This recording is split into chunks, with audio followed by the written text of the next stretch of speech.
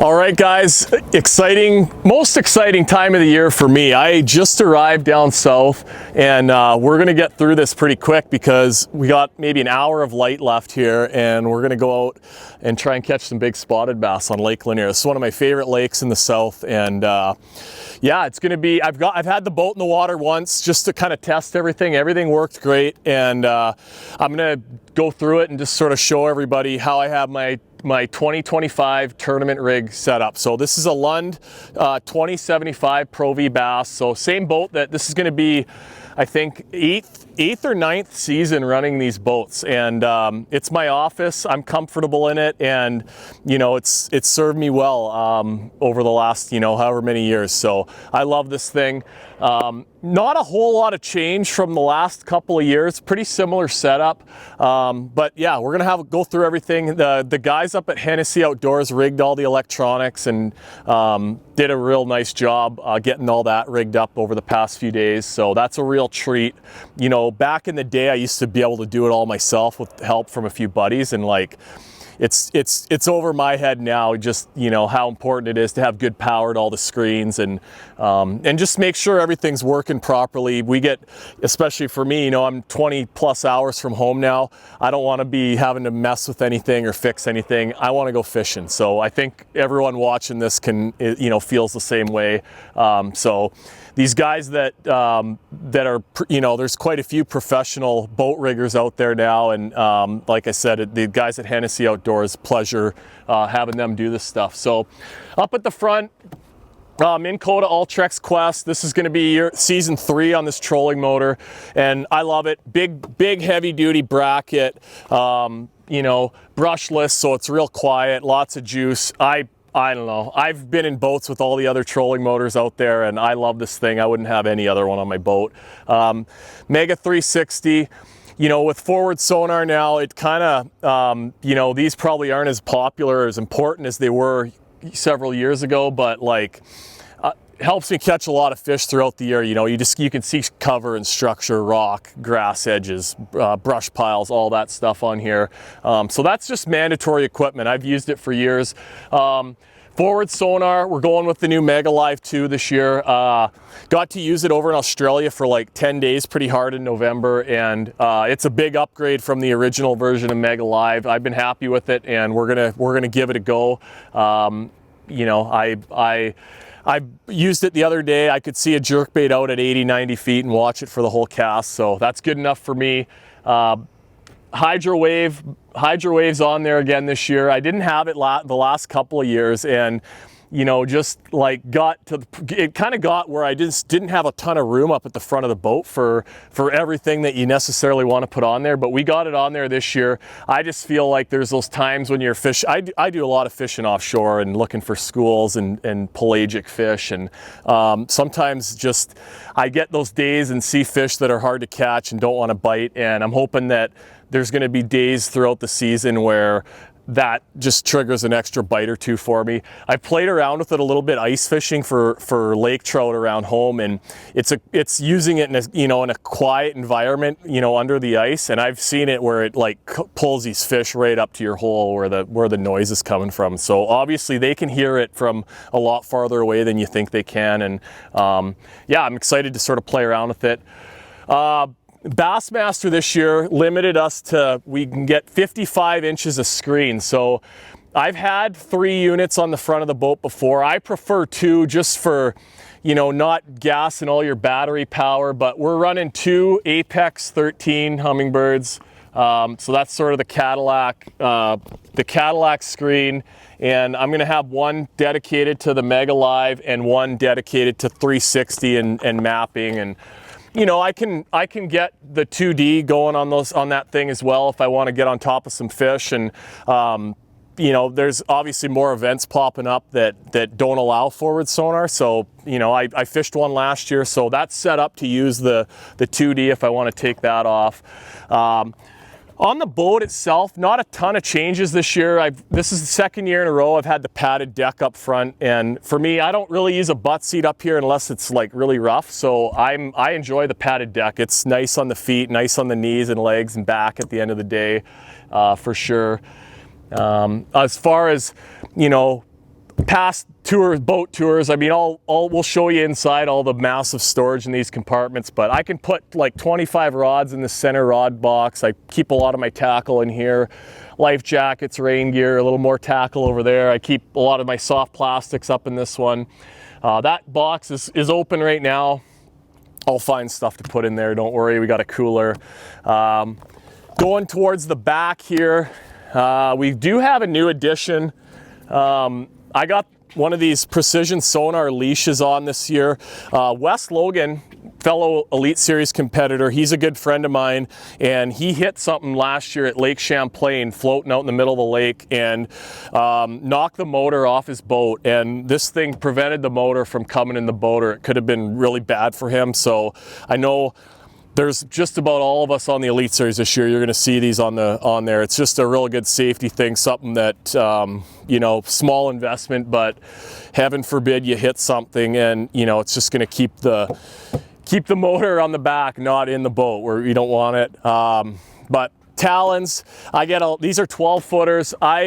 I've ran talons for over 10 years, 15 years, however they've been around, you know, however long they've been around. I get asked probably more than any other equipment on the boat, why talons and not raptors or poles? And I like the talons for two reasons. One, these are 12 footers, so they're a little bit longer. You know, when I'm fishing up north at home, I have a little more ability to use it in deeper water. And they're also just two wires to hook up. So you hook them up to your battery, they're good to go. I'll show you. Oh, I got to turn my power on here. I'm going to get to my power setup, but I'll just show you what they look like. All the gas station stops I make throughout the year, I get asked all the time what these are, and sometimes if it's like people I run into that I know don't fish, I just tell them they're booster packs to make the boat go faster. But I can run these from a remote at the console. If I pull up to a dock, I don't have to tie it up. If I'm gonna, you know, go grab the truck and put it on the trailer, put these down, and then I've got a foot remote at the front where I can put these down. And yeah, you see them on every pro angler's boat pretty much. They're very useful. You know, there's some events where we're fishing deep water, you don't use them, but I use them a lot throughout the season for sure. They're important. TH Marine jack plate, that's the 10-inch setback, same one I've used forever. And you know, a lot of good reasons to have that on there. I love in rough water, I can put it right down in this particular boat anyway. I can crank it all the way down, trim the motor up a little bit, and that's going to keep the bow up, keep the boat drier, and just, you know, then you take a lot more of the waves at the back end. It's a nicer ride. If you want to go a little bit faster, you can crank it up. You know, and we fish a lot down south in Florida, places where I might want to idle across a big stretch of shallow water, stumpy water. I can crank the jack plate up and sort of keep the motor trimmed down still, so it's not gonna, you know, really kick my bow up if you trim it up like this all the time. So yeah, I'm a big fan of the jack plates. Come on over here. We're gonna look at the boys at Hennessy do a real nice job of getting everything wired up, and I've got a master power switch in here for turning the power on for all the motor, all the accessories on the boat. I've got my electronics batteries in here. Changed that up a little bit this year. I'm running 2 Dakota lithiums in parallel. So gonna have all kinds of battery juice, no issues there. And I've actually they put a power switch right up here for me at the console for the electronics. And yeah, nice setup. It's nice to be able to shut all the power off when you pull the boat out at the end of the day, just because you get all this stuff on there, and some things will just be a slow drain on your battery. So that you can shut everything off, and it's nice. You don't have to, you know, really mess with that. Console, we got 2 Apex 13s here as well, and you know, just that's sort of the top of the line Humminbird machine. Really a beautiful clear picture. We'll get some shots of that you can see that. But one of these I'm going to dedicate to mapping, and then the other to sonar. I'll usually run a 3-box with side imaging, down imaging in 2D, and all that stuff in conjunction really paints a pretty nice picture of the bottom. And spend a lot of time on the console here idling around and when I'm pre-fishing to look for, you know, all kinds of different types of structure and cover, rocks, brush, fish, all that stuff. So had this keychain for quite a few years now. This is a friend of mine, Terry Parisian at home. He made that for me, beaded it, and that's, you know, that's kind of my good luck charm in the boat that I keep in the boat. But yeah, we've got a switch right here for the trim and for the jack plate. You know, so that's kind of nice when you're sort of high speed running. But yeah, that's about it. We'll, you know, have a look at some of these compartments inside, but that's my office for this year. You have any questions about this boat, fire away. I know people are asking all the time, but I spend a lot of time in these boats every year, and, you know, put between 300 and 400 hours in a season on that motor. And yeah, I've sort of seen it all. So fire away. I'll get back to anyone that fires off a question. And yeah, I love this thing. Thanks to Lund and Mercury. Yeah, don't forget the Pro XS on the back. That's the new, you know, well, it's not even new anymore, but the 4-stroke motor.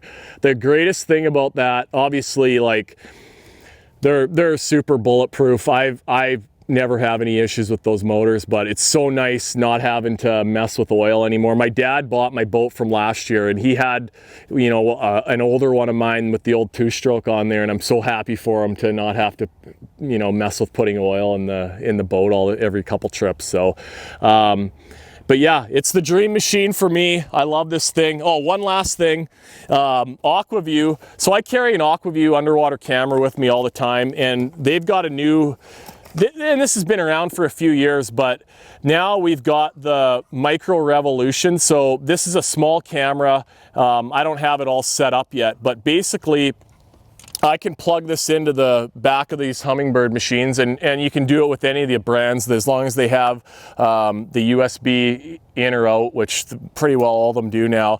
And you can actually plug this in to the camera. I kind of like the old portable cameras, and I still use I've got an HD7 that I use quite a bit, but the picture is way nicer if you can put it onto your big electronics screen. But that's just something that, you know, these are nice because they're small. I can just tuck it away in a compartment in the boat. It's always in here in case I want to, you know, I see some fish on the electronics and I don't know what they are, or want to look at a brush pile or a rock pile. Maybe it's the day before the tournament and not burn up any fish. But anyway, that's my rig for 2025. Like I said, if you have any questions, fire away, and hope everyone has a great season.